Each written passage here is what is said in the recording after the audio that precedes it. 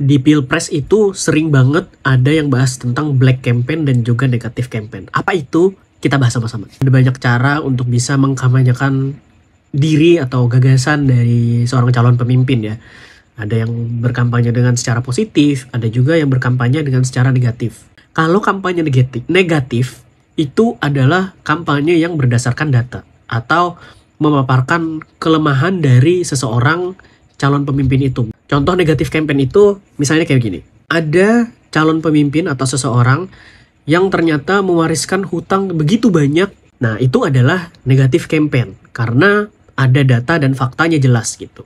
Kalau misalnya black campaign itu jatuhnya fitnah. Menuduh pasangan atau calon lawan politik dengan tuduhan palsu yang belum terbukti atau nggak terbukti gitu.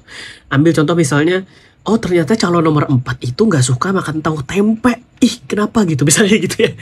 Itu kan tuduhan yang tidak berdasar gitu. Kita nggak tahu faktanya seperti apa, dan juga kita nggak punya datanya gitu. Apakah benar si calon nomor 4 ini benci makan tahu dan tempe misalnya gitu ya. Apakah black campaign dan negatif campaign ini diatur? Ada aturannya guys. Ini kita kutip dari halaman Kompas.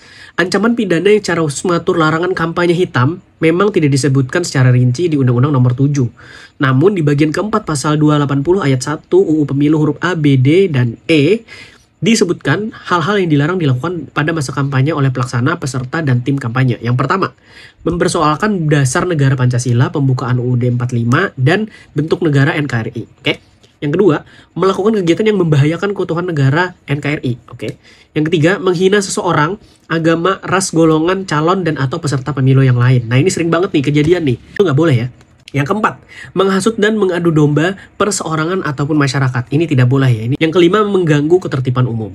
Sedangkan perbuatan kampanye hitam melalui media sosial bisa dijerat melalui pasal 28 ayat 1 Jungto pasal 45 ayat 2 Undang-Undang Nomor 11 tahun 2008 yang diubah melalui UU 19 tahun 2016 tentang informasi dan transaksi elektronik dengan ancaman 6 tahun penjara. Oke? Makanya hati-hati teman-teman kalau misalnya menyebarkan informasi tentang black campaign ataupun negatif campaign ya. Diharapkan dicek dulu kebenarannya ini bener gak sih gitu. Terlebih yang banyak banget saya lihat itu menyebarkan info-info di grup WA. Nah, itu banyak banget. Hati-hati ya guys. Jangan sampai kamu kena sialnya, kena batunya karena menyebarkan hal-hal yang sebenarnya tidak berdasar, tidak ada faktanya, dan justru hanya tudingan-tudingan bahkan fitnah. Jangan sampai seperti itu. Ya, kita jadi pemilih harus cerdas. Kita nih jadilah orang yang kritis gitu ketika dapat informasi. Pertanyakan dulu, ini bener gak infonya? Gitu ya teman-teman ya.